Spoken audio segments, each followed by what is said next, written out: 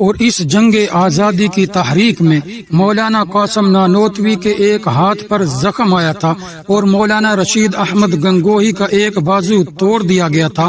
اس 1857 کی جنگ آزادی میں اور مولانا حافظ ضامن کو ذبح کر دیا گیا تھا۔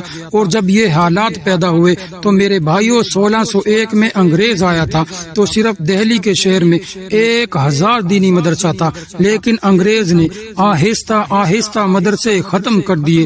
وائسرائے برطانیہ نے حکم دیا تھا قرآن کو جلا دو، چنانچہ 3.5 لاکھ قرآن کے نسخوں کو 1862 میں جلا دیا گیا۔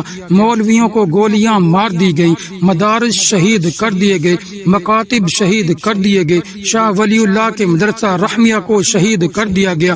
ایک بھی مدرسہ 1866 کے بعد باقی نہ تھا۔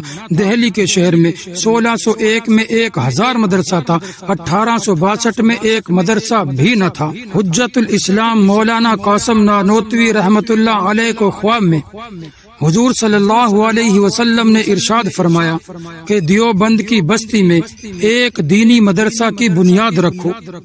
چنانچہ حجت الاسلام مولانا محمد قاسم نانوتوی نے 29 مئی کی شام کو جب خواب آیا تو اس کی تعبیر کے طور پر 30 مئی 1866 کو دیوبند کی بستی میں انار کے درخت کے نیچے ایک مدرسے کی بنیاد رکھی۔ اس مدرسے کو دارالعلوم دیوبند کہتے ہیں اور اس مدرسے کے پڑھے ہوئے علماء کو علماء دیوبند کہا جاتا ہے۔ اس وقت بریلی نام کا کوئی مدرسہ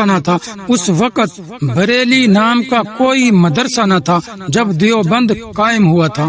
میرے دوستو، ویسے تو بریلی نام کے شہر ہندوستان میں موجود ہیں۔ میں اس حضرت صاحب کی تاریخ بیان نہیں کرنا چاہتا، تاریخ پھر کبھی بیان ہوگی۔ حضرت تھے بڑے شرمیلے۔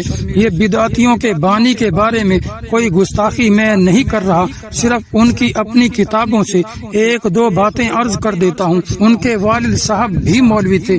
والد کا نام تھا مولوی تقی علی، دادا جی کا نام تھا مولوی کاظم علی، پر دادا کا نام تھا مولوی تقی علی۔ یہ علیحدہ ہے کہ یہ نام شیعہ کے ہیں یا سنیوں کے ہیں۔ میرے پاس 27 دلائل ہیں کہ بدعتیوں کا بانی رافضی تھا۔